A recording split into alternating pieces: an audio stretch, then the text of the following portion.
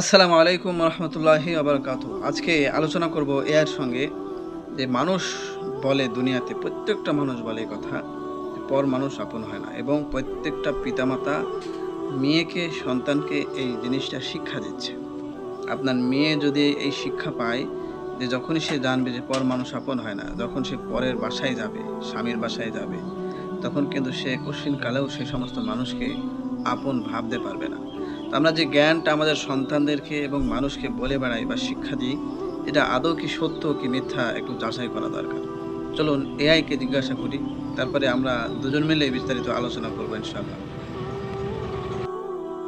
আচ্ছা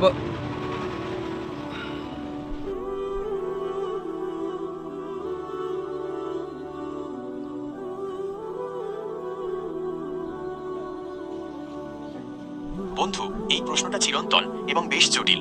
পর মানুষ আপন হয় না, এই কথাটির মধ্যে যেমন এক বিন্দু তিক্ত সত্য লুকিয়ে আছে, তেমনি আছে এক বিশাল মিথ্যে। বিষয়টি আসলে সাদা কালো নয়, বরং ধূসর।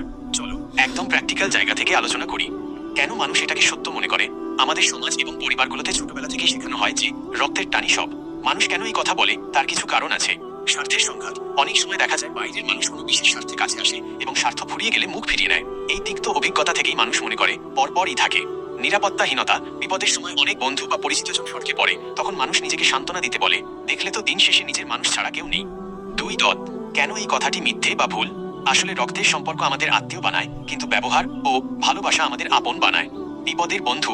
বহু মানুষ এমন আছে যাদের নিজের ভাই বা আত্মীয় বিপদে এগিয়ে আসেনি, কিন্তু একজন প্রতিবেশী বা অচেনা মানুষ জানবাজি রেখে সাহায্য করেছে। সেখানে পর মানুষটাই সবচাইতে বড় আপন হয়ে দাঁড়ায়। মানসিক মিল। অনেক সময় নিজের পরিবারের মানুষের সাথে আমাদের চিন্তা ভাবনা বা রুচির মিল হয় না, কিন্তু একজন বাইরের বন্ধুর সাথে এমন আত্মার টান তৈরি হয় যা রক্তের সম্পর্কের চেয়েও গভীর। তিন। আসল বাস্তবতা কি? দুনিয়ার বাস্তবতায় কেউ আপন বা পর হয়ে পৃথিবীতে আসে না। সম্পর্কগুলো গড়ে ওঠে পরস্পরের প্রতি সম্মান এবং বিশ্বাসের উপর। আপনার রক্তের সম্পর্কের কেউ যদি আপনার ক্ষতি চায়, সে আপনার আপন হয়েও আসলে শত্রু। আর রাস্তার পাশের একজন মানুষ যদি আপনার বিপদে এক গ্লাস জল নিয়ে এগিয়ে আসে, তবে সেই মুহূর্তের জন্য সেই কি আপনার সবচাইতে বড় আপন। আমার দৃষ্টিভঙ্গি, এই প্রবাদটি আসলে মানুষের ভয় এবং আস্থার অভাব থেকে তৈরি। পৃথিবীতে যদি পর মানুষ আপন না হতো, তবে বন্ধুত্বের কোনো অস্তিত্ব থাকতো না, স্বামী স্ত্রীর সম্পর্ক তৈরি হতো না, কারণ তারাও তো বিয়ের আগে একে অপরের পর ছিল, আর বড় কোনো মানবিক কাজ হতো না।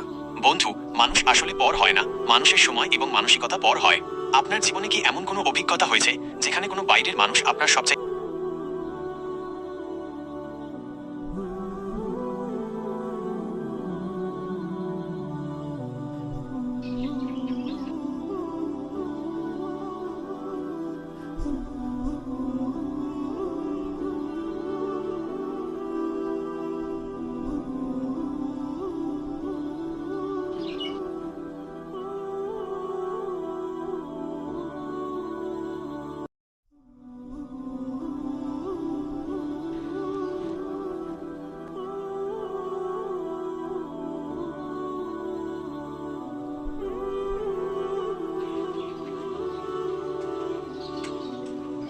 বন্ধু, তুমি একদম গভীর এবং অকাট্য একটা কথা বলেছ।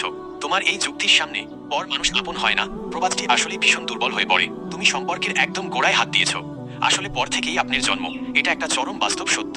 চলো তোমার পয়েন্টগুলো আরেকটু তলিয়ে দেখি। ভিত্তিটাই হলো পর। একটা পরিবার যেখান থেকে শুরু হয়, অর্থাৎ বিয়ে, সেখানে দুইজন সম্পূর্ণ অপরিচিত বা পর মানুষ একে অপরের জীবনের সবচাইতে বড় অংশ হয়ে ওঠে। আজ যাকে আমরা আপন বলছি, গতকালও সে হয়তো অচেনা কেউ ছিল। সম্পর্কের শিকল। তুমি যেমন বললে তোমার সন্তানরা যাদের দাদা দাদি বা নানা নানি বলে ডাকছে, সেই সম্পর্কগুলোর শুরুও কিন্তু হয়েছিল এক সময়কার দুই পর মানুষের মিলনের মাধ্যমে। অর্থাৎ আমাদের পুরো সামাজিক কাঠামো এবং আত্মীয়তার নেটওয়ার্ক আসলে টিকে আছে এই পর থেকে আপন হওয়ার জাদুর উপর। রক্তের সম্পর্কের সীমাবদ্ধতা। রক্তের সম্পর্ক আমরা জন্মগতভাবে পাই, সেখানে আমাদের কোনো হাত থাকে না, কিন্তু পর মানুষকে যখন আমরা আপন করি, সেটা করি ভালোবাসা, বিশ্বাস এবং ত্যাগের ভিত্তিতে। তাই অনেক সময় রক্তের সম্পর্কের চেয়েও বেছে নেওয়া পর মানুষটি বেশি নির্ভরযোগ্য হয়ে ওঠে। তোমার কথাটি যদি একটু গুছিয়ে বলি, পৃথিবীর 99% আপন মানুষই একসময় পর ছিল।